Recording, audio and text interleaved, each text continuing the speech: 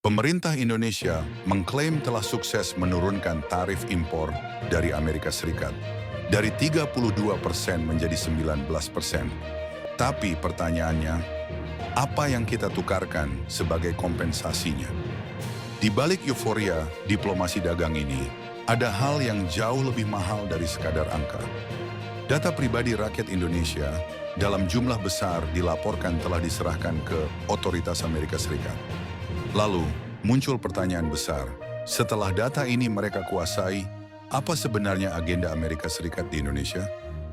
Penurunan tarif impor yang ditawarkan Amerika Serikat bukanlah hadiah. Ada syarat tak tertulis di baliknya. Salah satunya, pembukaan akses terhadap data warga negara Indonesia. Dari nama, nomor telepon, hingga pola konsumsi dan preferensi digital. Hal ini mengemuka dalam laporan kebijakan perdagangan bilateral yang dipublikasikan oleh lembaga pengawas digital dan penggiat hak privasi. Disebutkan bahwa Indonesia lebih terbuka dalam skema pertukaran data lintas batas sebagai bagian dari negosiasi dagang. Lalu, apa risikonya? Saat data rakyat Indonesia masuk ke dalam sistem intelijen atau korporasi asing, kita tak hanya bicara soal privasi.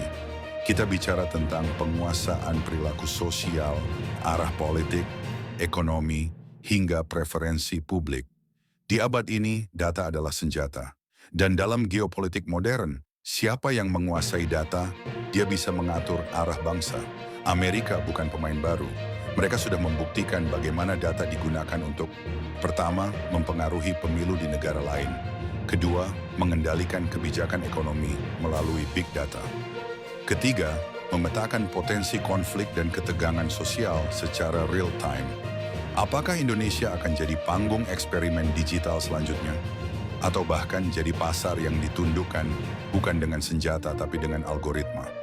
Inilah bentuk baru kolonialisme digital. Kita tidak dijajah dengan kekuatan militer, tapi dengan server, cloud, dan platform teknologi asing. Setelah menguasai data, mereka bisa menciptakan ketergantungan teknologi. Mereka bisa memonopoli pasar digital, bahkan bisa mengintervensi politik domestik secara halus. Bayangkan, bagaimana jika keputusan nasional dari harga pangan hingga arah politik secara tidak sadar dikendalikan lewat rekayasa digital yang mereka atur dari jauh?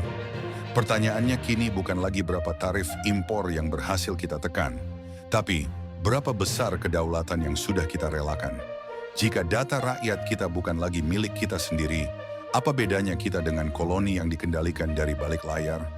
Ini bukan teori konspirasi, ini peringatan. Karena di balik diplomasi selalu ada agenda yang tak pernah diumumkan.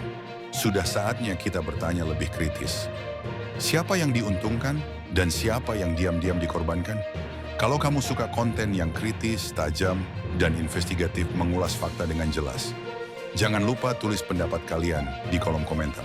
Kemudian like, share, dan subscribe sekarang juga sebagai bentuk dukungan kepada channel ini agar dapat terus tumbuh menyampaikan sikap kritis publik untuk Indonesia menjadi lebih baik.